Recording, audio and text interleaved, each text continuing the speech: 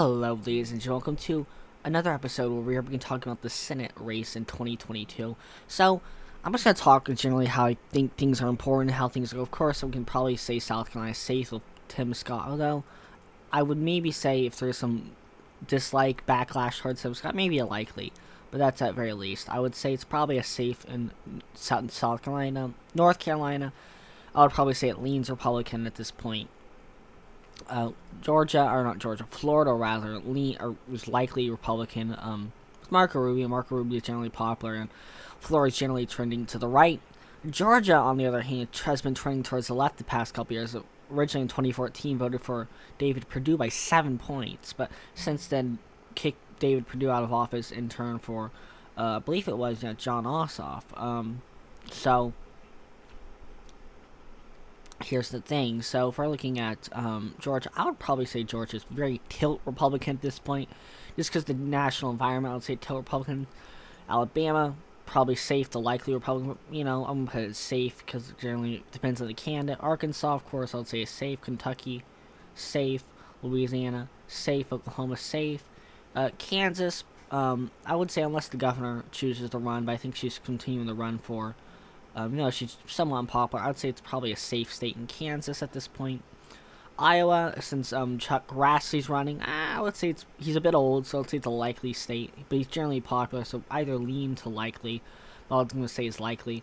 Missouri's probably trending more to the right, so I'll say it's probably a safe Republican state. Indiana, of course, is safe. Ohio, depends on the candidate, but I think Ohio is generally a likely state. Now, this gets us in another, so let's go for, of course, Utah is, of course, safe Republican, maybe likely, because of Evan McCullen, who is running against Mike Lee in Utah. But I do think Utah will vote Republican by a safe margin. I don't think Democrats will win, and I think he might take away some votes, but not nearly as many as it would probably be in a presidential election year. So I do think Utah is probably a safe state. Idaho's, of course, safe. These two are safe. Now we get to more Democratic states. Alaska, probably likely to lean, but I'm going to say likely.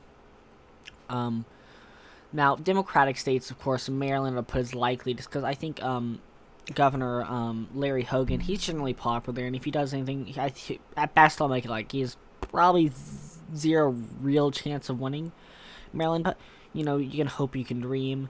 Connecticut, probably another likely state, just generally it's a more swingy state than either Rhode Island or Massachusetts. It has two toss-up House districts. It's kind of not really conservative, but it's generally a bit more flip-floppy. Vermont, of course, Patrick Leahy's leaving, but I do think it's going to be, of course, safe. It's always a safe Democratic state. Oregon, I would say likely just because of Oregon, it being Oregon. Washington, I'll probably say is safe. California, I'd say is safe. Hawaii, I would say is safe.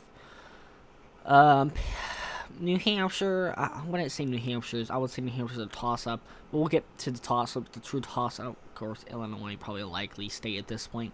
New York, probably a likely, depends on the candidate, but let's say I think New York is probably a safe state at this point of the race. At least those are the 49 generally lean Republican states. Of course, Georgia might be a top. I would say Georgia leans Republican. But 49 Republican states and 48 to 49 Republican states, the 45 Democratic states. Now we get to the ones where it's more toss-up-y. Colorado, of course, has been trending to the left for a long time. I would say at best we're going to have tilt Democrat for Republicans, but I would say in all likelihood it's probably lean Democrat to likely Democrat. But let's say lean Democrat for the point. I think lean Democrat is how it's going to be the general trend of the states and your general trend of how people are thinking right now. They're not big fans of Joe Biden, which means it's going to travel down ballot, and that will also occur in Colorado. Now, Nevada, which is Adam Laxalt, I think it depends on the candidate. There is a more Trumpist candidate running, but Adam Laxalt, I believe, has Trump's endorsement. So I would say Nevada would probably be not tilt, but more lean, tilt the lean. But just the way it's generally trending, I would say Nevada is going to lean Republican. Now, Arizona, of course, just voted in Mark Kelly in 2020. Mark Kelly is up for re-election. Of course, this was a special election against for her name, but she actually ran against Cinema, lost against Cinema, and then lost against Kelly. So I hope she's not on the ballot. But besides that point, I would say Arizona, at this point, is probably, again, a lean Republican state, depending on the candidate. It might be a tilt, but I would say generally leans Republican.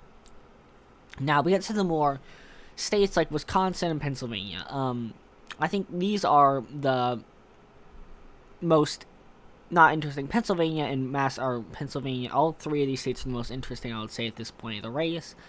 But I would say Wisconsin, just with Ron Johnson, he's not most popular, but, he'll get the base out there.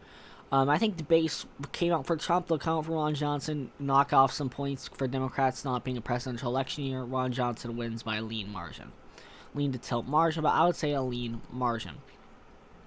Now, we get to a place like New Hampshire, which I think things have actually switched. There doesn't seem to be a strong candidate, really, for Republicans in New Hampshire.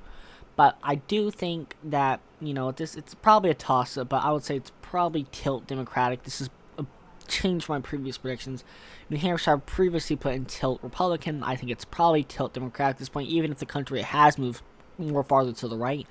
New Hampshire, though, I just don't see New Hampshire voting. I mean, there's a chance it votes Republican, just not strong candidates. And I think the same thing happens in Pennsylvania. I think Pennsylvania is more likely to be Republican, but Pennsylvania is the true toss-up. And I would love to give it to either side. I think I'm probably going to give it to tilt Republican as being a tilt or former Republican Senate seat.